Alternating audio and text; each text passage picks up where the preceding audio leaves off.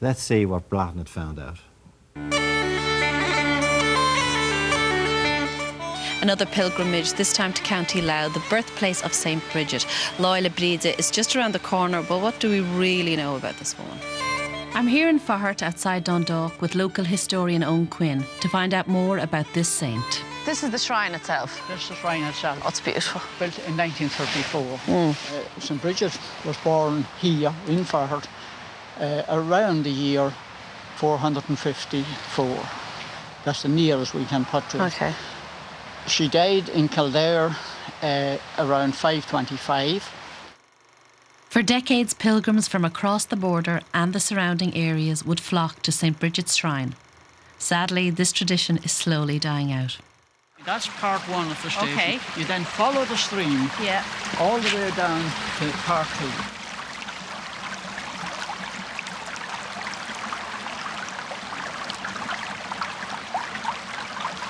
What's going on here?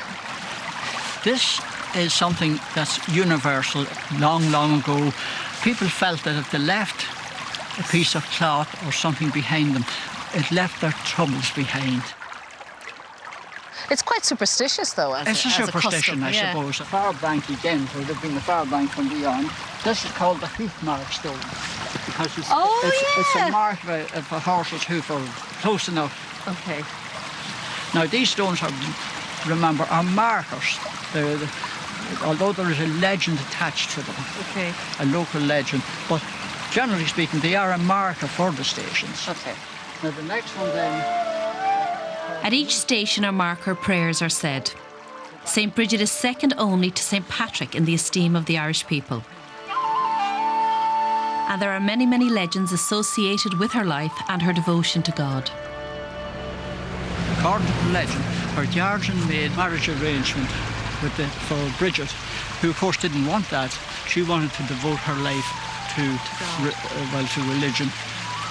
And when he came to claim her, she was inspired to pluck out one of her eyes, to disfigure herself, and that she left it on the stone, and that caused that little depression. When he arrived on his horse to claim her, he said, "I don't want her." She was one-eyed maiden, and that was taboo in those days. See, cheek, too fussy. So when he left, her sight was restored.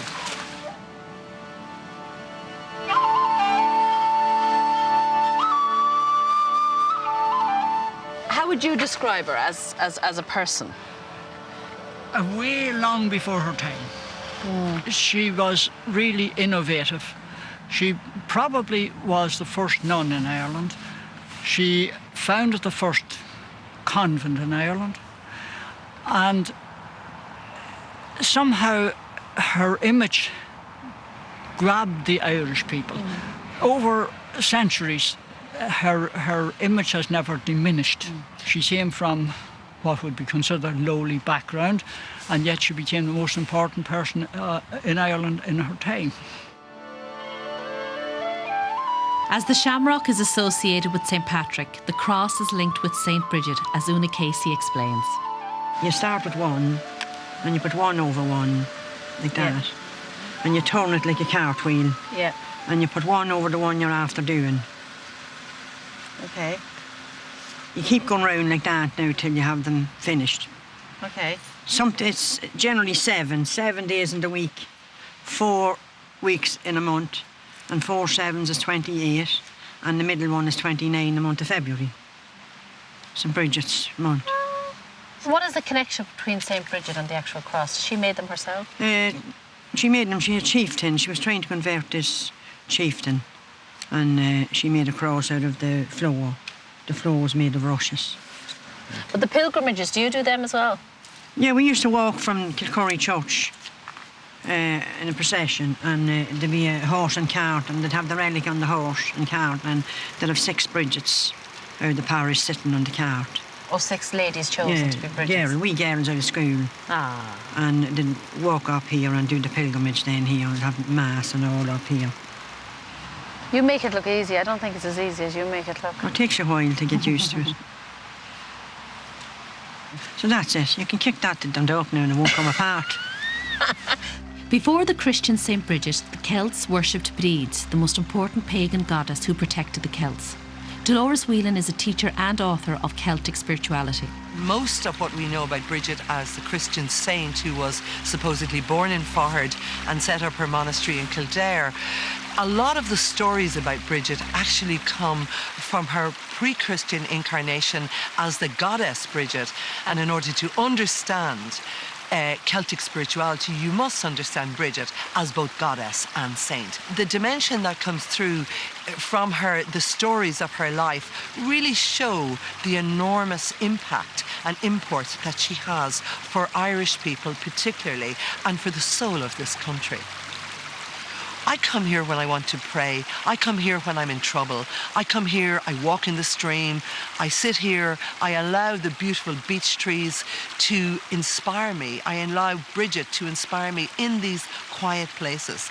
This place has a profound energy, and the energy was probably here.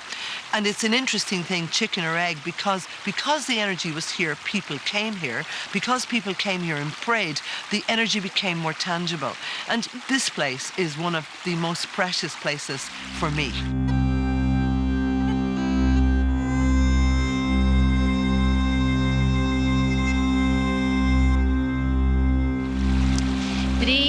Breed or Bridget. You can totally understand why Irish people would relate to this woman.